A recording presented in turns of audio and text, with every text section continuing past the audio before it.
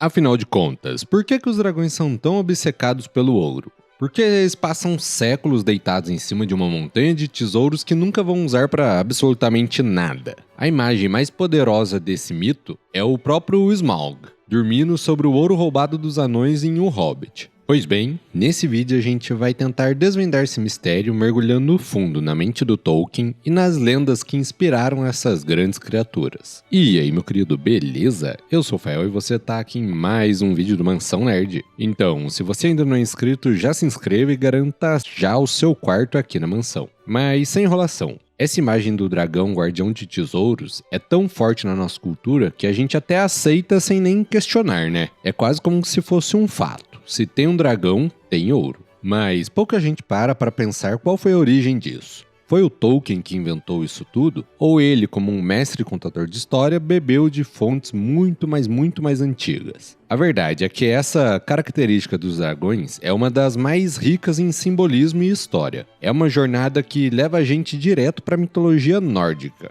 para os poemas épicos e medievais, e principalmente para dentro da visão do mundo do próprio Tolkien, sobre a natureza do bem e do mal e da cobiça. Então, se prepara porque hoje a gente vai abrir esse baú de tesouro para entender não só porque o Smaug amava tanto o seu ouro, mas porque essa ideia continua tão poderosa até nas fantasias de hoje. E bom, para a gente começar essa nossa investigação, não tem lugar melhor do que a Montanha Solitária, o lar do dragão mais icônico do século XX, nosso querido Smaug. Acontece que, em O Hobbit, o Tolkien não nos apresenta apenas um monstro. Ele nos dá um personagem totalmente completo, com uma psicologia complexa e assustadora. O Smaug é a própria personificação da ganância. Ele não é só um lagarto gigante que cospe fogo. Ele é descrito como algo antigo, forte, astuto e perverso. Ele invadiu o reino de Erebor não por necessidade, mas por pura cobiça. Ele viu a riqueza que os anões acumularam e simplesmente quis para si. E depois de expulsar e matar os donos originais, o que ele fez? Nada. Ele literalmente dormiu sobre essa montanha de tesouro por mais de 150 anos. E é aqui que está um detalhe genial que o Tolkien nos revela sobre a natureza dessa obsessão.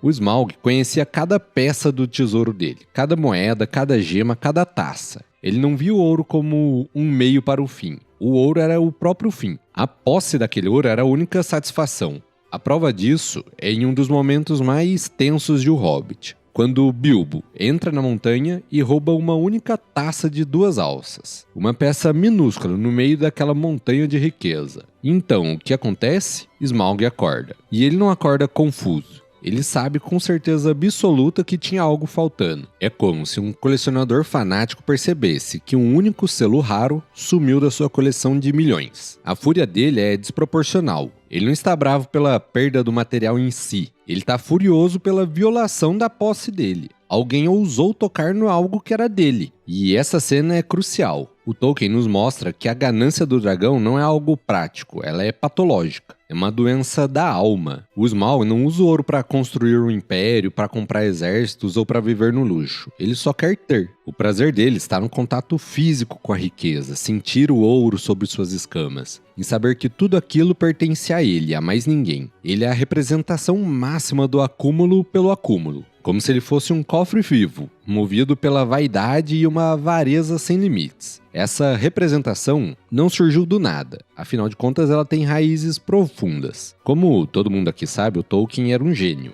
mas ele não tirava as ideias do nada. Afinal de contas, antes dele ser um escritor de fantasia, ele era um filólogo, um professor e um dos maiores especialistas do mundo na mitologia nórdica e na literatura anglo-saxã. E ele construiu a Terra-média sobre as bases desses mitos e lendas milenares. E a ideia do dragão acumulador de ouro é um exemplo perfeito disso. Agora a gente vai precisar viajar um pouco mais no tempo para as fontes que inspiraram o próprio Tolkien. Primeiramente, a gente vai para a Escandinávia e para a Alemanha, para as sagas nórdicas e germânicas. A principal inspiração aqui é a história do dragão chamado Fafnir, uma figura central na saga dos Volsung, e também no épico alemão chamado O Anel de Nibelungus. A história de Fafnir é uma tragédia sobre como a cobiça pode corromper e desumanizar. Porque nessa história o Fafnir não nasceu como um dragão, ele era um anão, filho de um rei. E nessa história a maldição começa quando os deuses, incluindo Odin e Loki, matam o irmão de Fafnir. e, como uma compensação, ofereceram ao pai deles um tesouro amaldiçoado. E esse tesouro incluía um anel mágico, chamado de Andvaranut.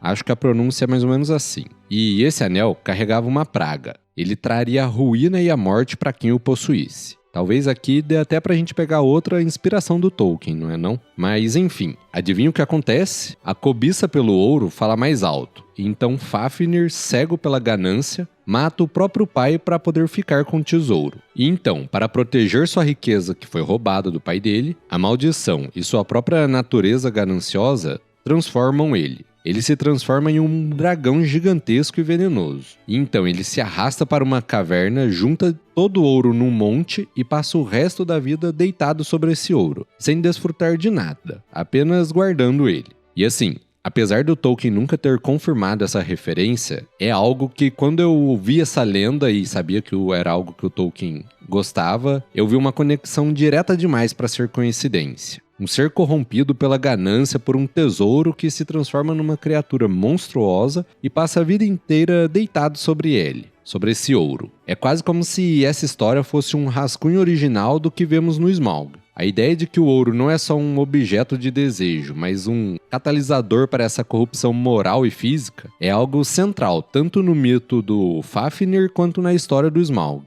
E agora, além do Fafnir, temos outra grande influência que talvez seja até a mais direta de todas. Um poema antigo e épico anglo-saxão chamado Beowulf. O Tolkien não só amava esse poema, mas também ele era uma autoridade mundial no assunto. Ele traduziu e escreveu ensaios importantíssimos sobre ele, e conhecia esse poema de trás para frente. Acontece que nessa história, na parte final do poema, o herói já idoso precisa enfrentar o seu último inimigo, um dragão. E qual que é a história desse dragão? Bom, ele vive em uma colina guardando um tesouro antigo, que foi deixado lá por uma civilização esquecida. Por séculos, o dragão dormiu em paz sobre o ouro, até que um dia um escravo fugitivo entra no covil do dragão e rouba. Agora, adivinha o que ele rouba? Uma taça. Isso mesmo, uma única taça de ouro. O dragão, assim como Smaug, percebe o roubo imediatamente, e a fúria dele é apocalíptica. Ele acorda e começa a queimar e destruir todas as vilas da região, procurando pelo ladrão e pela taça perdida. E essa fúria obriga o herói Beowulf a sair da sua aposentadoria para enfrentar a criatura, numa batalha que resulta na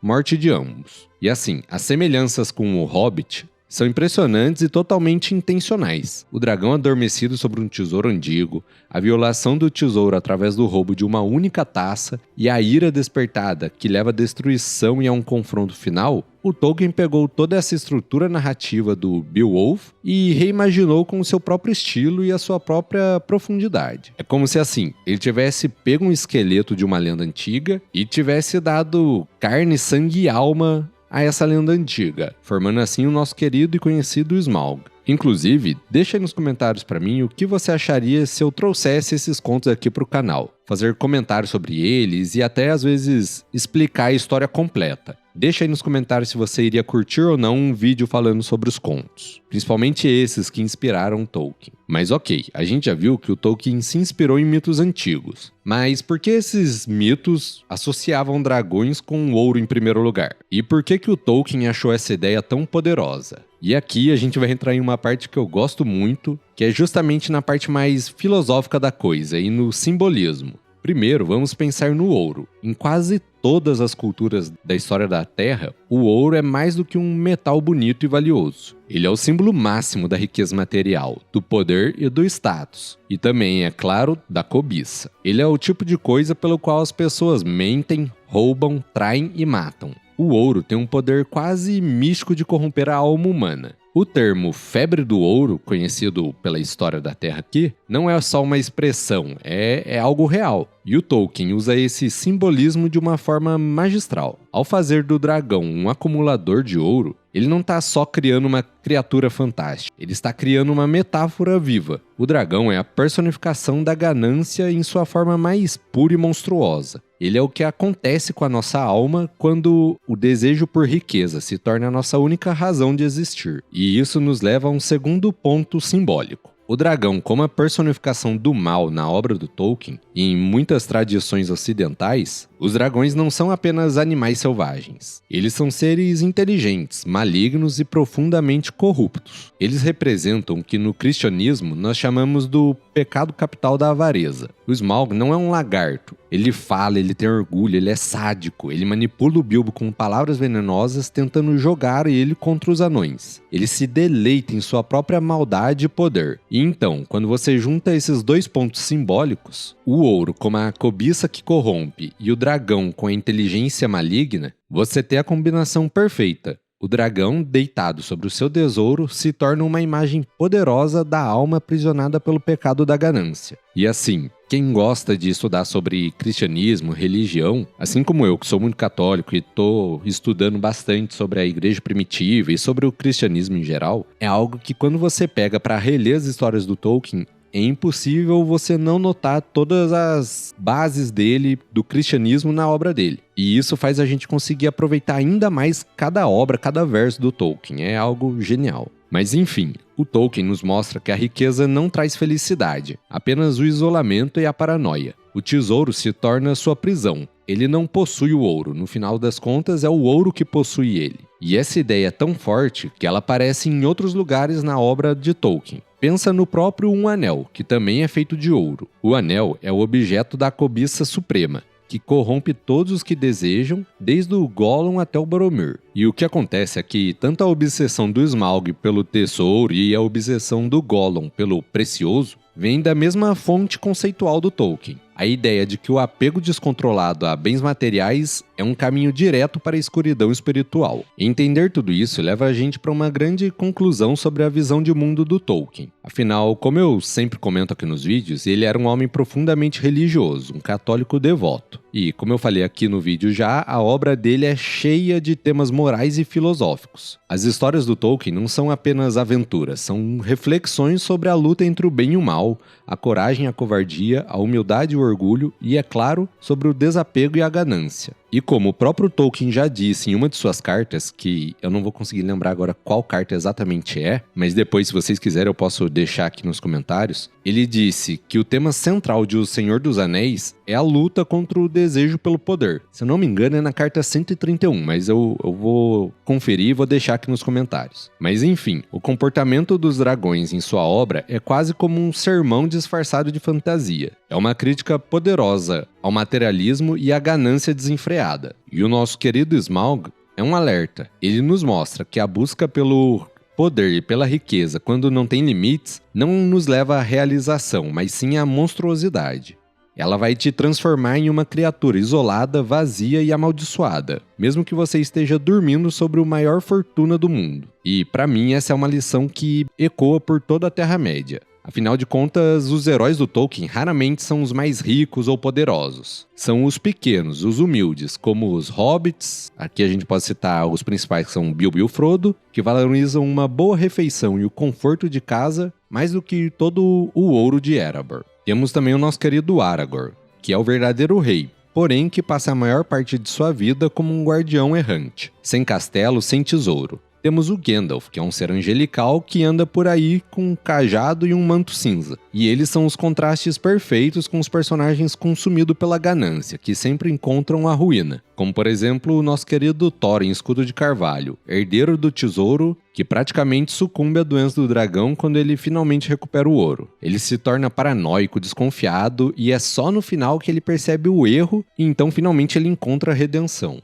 Portanto, o dragão acumulador de ouro é uma das ferramentas mais eficazes do Tolkien para mostrar pra gente a sua mensagem. A verdadeira riqueza não está nas coisas que acumulamos, mas na generosidade, na amizade e na coragem de fazer a coisa certa. Uma lição atemporal embalada na forma de uma das criaturas mais incríveis já imaginadas. E só um detalhe que é muito importante comentar, o Tolkien não queria dizer que a riqueza ou o ouro por si só era algo ruim, que qualquer rico ou rei, algo assim, era ruim. Até por isso temos o Aragorn. Não sei se eu consegui deixar bem claro aqui no vídeo, mas o que o Tolkien quis dizer é a ganância em si que é algo ruim. O possuir apenas pelo possuir. Mas enfim, o impacto da visão do Tolkien foi tão gigantesco que o dragão ganancioso se tornou algo padrão, principalmente na fantasia moderna. A imagem do Smaug como um tirano dourado se enraizou tão profundamente nas nossas consciências coletiva que ele definiu por gerações como deveria ser um dragão de verdade. E para isso você pode pensar, por exemplo, em Dungeons and Dragons, que é um RPG que moldou a fantasia para milhões de pessoas. Como são os dragões malignos do jogo? São exatamente assim, criaturas inteligentes, arrogantes e obcecadas por acumular tesouros em seus covis. O dragão vermelho de The Dragons é basicamente um primo de primeiro grau do Smaug. Essa influência se espalhou para os videogames, para filmes, livros, séries e tudo mais. Sempre que uma história representa um dragão clássico do mal, é quase certo que ele vai estar guardando uma pilha de ouro. Isso é algo que já se tornou meio que um atalho narrativo, um arquétipo que todo mundo segue imediatamente. Mas é claro, é importante falar aqui como um adendo que a própria fantasia em si evolui. Hoje a gente já tem representações de dragões muito diferentes. Temos os próprios dragões de Game of Thrones, que são mais como armas de destruição em massa, leais à sua mãe. Temos os dragões de Como Treinar o Seu Dragão, que são quase como uns pets leais e inteligentes. Porém, mesmo com essas novas visões, esse arquétipo criado lá com Fafnir, que começou a tomar forma em Beowulf, e foi aperfeiçoado pelo Tolkien, ainda é o mais poderoso e reconhecível de todos. Esse arquétipo é como se fosse o avô de todos os dragões da fantasia. E pra mim, a total genialidade do Tolkien foi em pegar essa tradição de outras mitologias antigas e dar para ela uma profundidade psicológica e filosófica que ela nunca teve antes. É quase como se o Tolkien tivesse dado pra gente o porquê por trás dessa obsessão. É como se o Tolkien tivesse transformado esse monstro lendário em um símbolo eterno da escuridão que pode morar nos nossos corações. Mas e aí, me fala agora, você curtiu essa viagem, essa análise pelas mitologias que inspiraram a mente do Tolkien? Você conhecia as lendas antigas que eu citei aqui nesse vídeo? E me fala aí, você quer que eu traga mais sobre essas lendas aqui pro canal ou você acha que não é uma boa ideia? Deixa aqui nos comentários, que é o único jeito de eu saber se vocês curtem ou não. Então é isso, muito obrigado de coração. Se puder, dá o like no vídeo e já se inscrever no canal, isso me ajuda demais. Então é isso, sem enrolação e fui!